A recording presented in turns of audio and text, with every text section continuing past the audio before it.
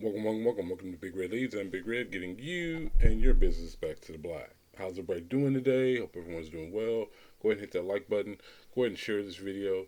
I think that this video probably be the one that I'll probably get more emails and more responses, um, or more direct messages due to just the fact that there's an understanding that you need to have, and this is the one thing that gets misplaced. A lot of men fall into this category. A lot of women fall into this category of not having this one thing that is probably the most important thing that you need to move forward, not only for your personal growth and business, personal growth and development as a human being, but personal growth in every single facet of your life. So I want you to really get an understanding of this. The one thing that we're talking about is confidence. You have to be confident in what you're doing, how you're doing it, how you're going about it, and how you move. Confidence will carry you over in those moments where even what you might be doing might not be up to snuff, quote unquote, or it might not necessarily it might not correlate into wins and successes. But you need to be confident in who you are and what you're doing in life. That's just what it is. So I don't know how else to say this without coming off being harsh. And I'm not trying to be harsh in this sense. If you are a man over the age of 35, there is no reason why you shouldn't be confident in who you are. I'll say that. I don't care what you do. I don't care where you work. I don't care where you live.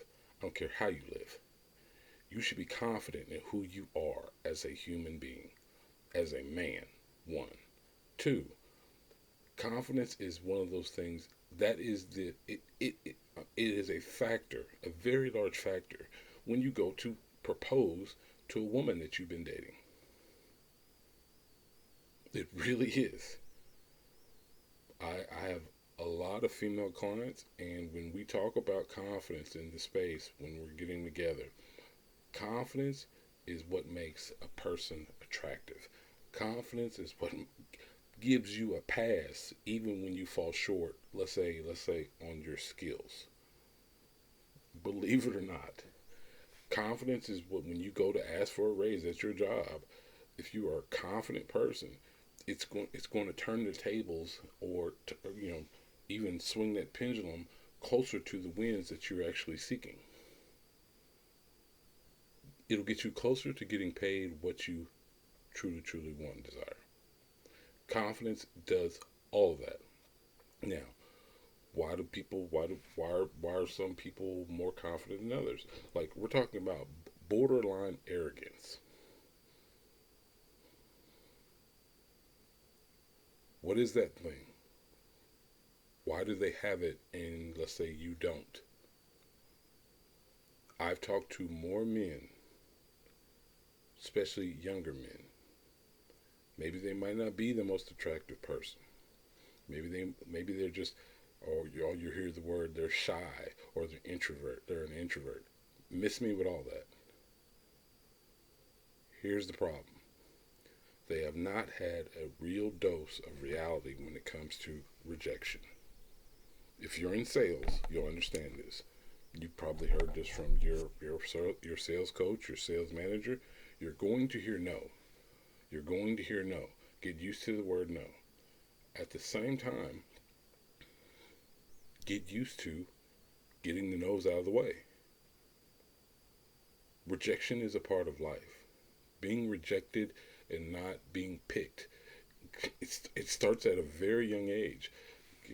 A bunch of young kids are getting together and they're going to play kickball or basketball.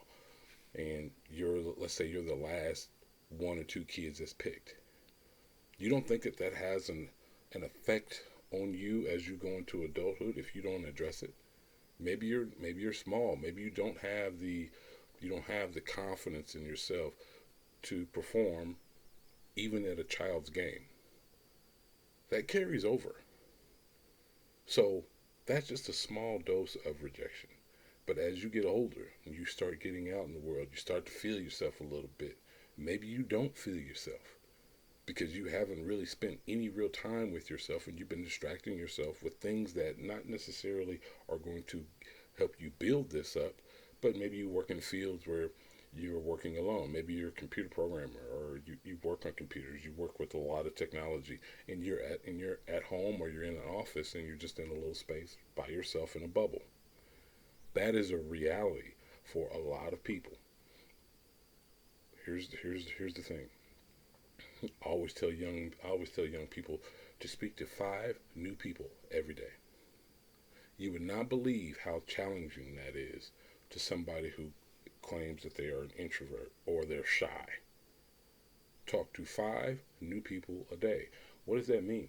If you have a very regimented life and you go A to B to C to D and then back home and your day's over, this can be very challenging. What that means is you're going to have to step out of that comfort zone that you've been in, that bubble that you've been living in, and go a different direction. Take another path. Take another way home. Stop by this gas station instead of stopping by the one that's close to your house. Stop by this store. Go into this store. Go into this location. Meet new people. Say hello. Start a conversation. We've talked about conversation starters. There are so many ways to start a conversation. The easiest way when it comes to the opposite sex for you young men out there is simply speak to what the person has on.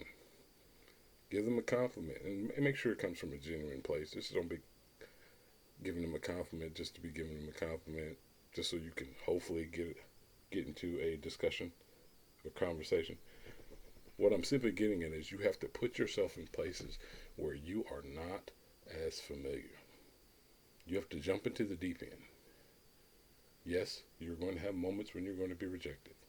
There's going to be more rejections than quote unquote wins. But you have to put yourself in these places. Confidence carries all of these things. Confidence breeds more confidence. There's nothing like a self-assured person who is going up for a job compared to a person who might have more skill set, who might have more training, might have more degrees.